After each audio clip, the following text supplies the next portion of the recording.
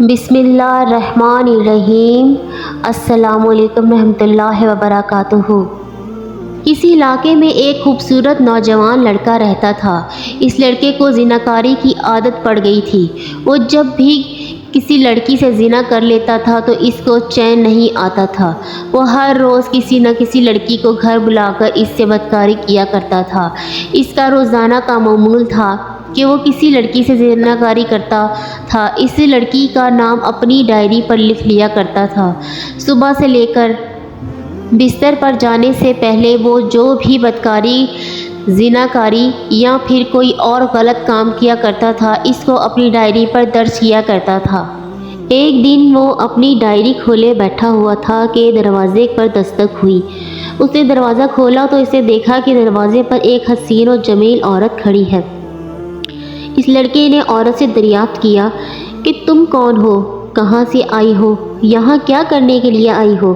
عورت نے لڑکے کو بڑے معصومانہ چہرے کے ساتھ جواب دیا کہ میں ایک بیوہ عورت ہوں۔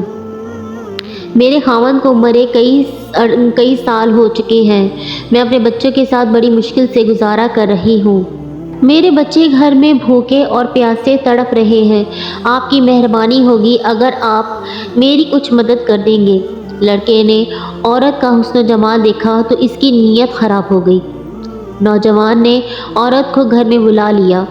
نوجوان نے عورت سے کہا کہ تم جتنے پیسے مانگو گی میں تمہاری مدد کرنے کے لیے تیار ہوں، لیکن میری ایک شرط ہے کہ تم میرے ساتھ زناکاری کرو۔ عورت نے نوجوان کی بات سے انکار کیا تو لڑکے نے عورت سے زبردستی کرنے کی کوشش کی۔ جب نوجوان نے عورت کو اپنی باہوں میں لے لیا تو عورت چیخو پکار کرنے لگی۔ عورت نے اللہ تعالیٰ سے دعا کی کہ یا اللہ تعالیٰ مجھے اس بدکار زانی نوجوان سے بچا لے۔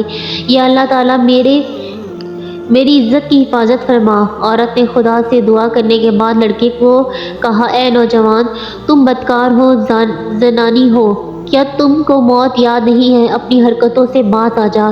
موت نے تو بڑے بڑے سرداروں اور بادشاہ کو نہیں بخشا ہے۔ تو اللہ تعالیٰ سے اپنے گناہوں کی توبہ کر لے، ورنہ اللہ تعالیٰ تم کو معاف نہیں کرے گا۔ تمہارا حال بہت ہی برا ہوگا۔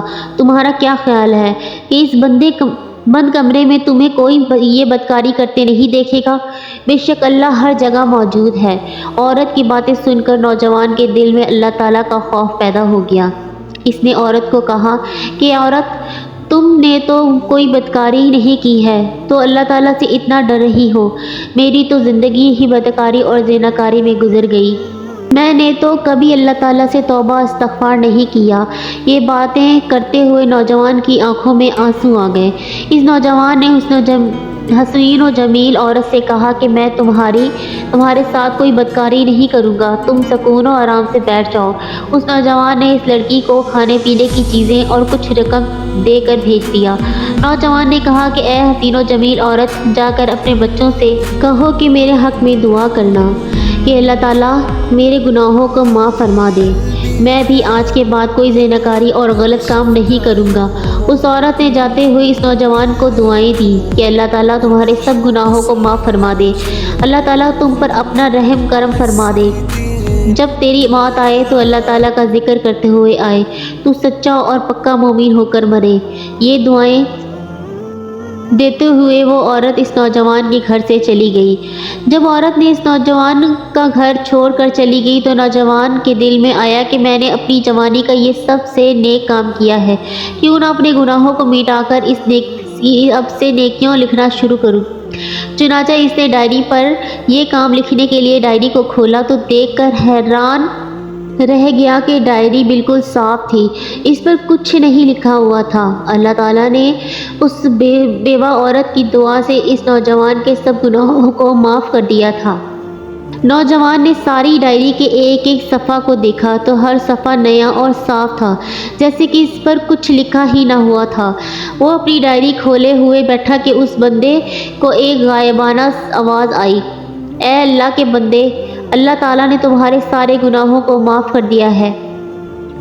اللہ تعالیٰ تمہارا بن چکا ہے، تو اللہ تعالیٰ کا بن چکا ہے۔ جب تیری موت آئے گی تو وہ ایمان پر آئے گی۔ اس دن کے بعد وہ نوجوان ہر وقت اللہ تعالیٰ کی عبادت میں مصروف رہا کرتا تھا۔ اللہ تعالیٰ سے دعا ہے کہ اللہ تعالیٰ ہم کو نیک کام کرنے کی توفیق عطا فرمائے، آمین ثم آمین۔